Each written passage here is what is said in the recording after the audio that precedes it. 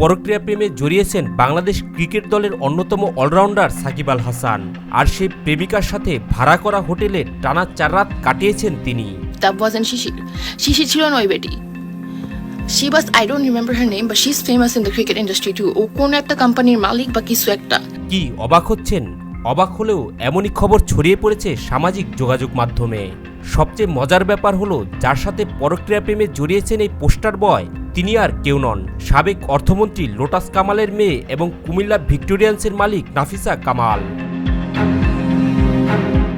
গুঞ্জনের সূত্রপাত গেল বুধবার রাতে হঠাৎ করে ছড়িয়ে পড়া সাকিব ও নাফিসার একটি ভিডিও ঘিরে, যেখানে দেখা যায় দুবাইয়ের একটি 5 তারকা হোটেলে নাফিসা কামালের সাথে একান্তে সময় কাটাচ্ছেন সাকিব, যা মুহূর্তেই নির্দুনিয়ায় ছড়িয়ে পড়ে।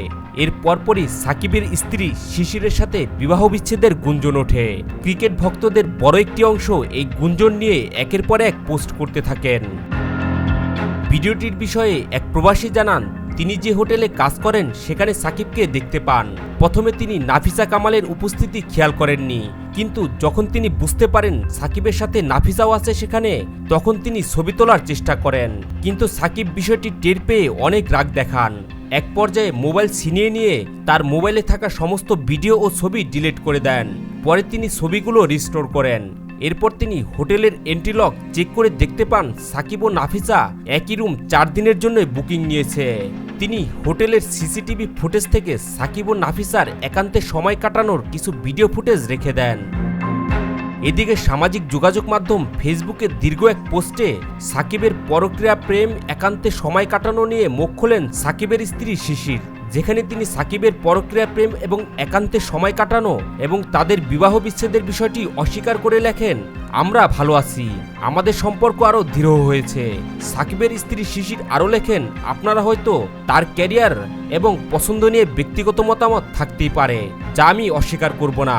প্রত্যেকেরই বাক স্বাধীনতা আছে, কিন্তু অনুগ্রহ করে আমাদের সম্পর্কের বিষয়ে গুলিয়ে ফেলবেন না। সে একজন অসাধারণ স্বামী এবং বাবা। সে সবসময় আমার প্রতি বিশ্বস্ত এবং সৎ ছিল, আর সে এমন কিছুই করবে না যা আমাকে আঘাত করে।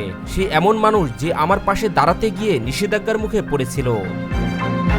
শিশির আরও লেখেন, আমি সবসময় তার বাইরে ঘোরাফেরা সম্পর্কে জানি এবং বেশিরভাগ সময়ই তার সঙ্গে থাকি। 13 বছর আগে আমি যে মানুষটির সঙ্গে পরিচিত হয়েছিলাম, তিনি এখনও সেই মানুষই আছে। জীবনসঙ্গী হিসেবে সে 100-তে 100 পাবার যোগ্য।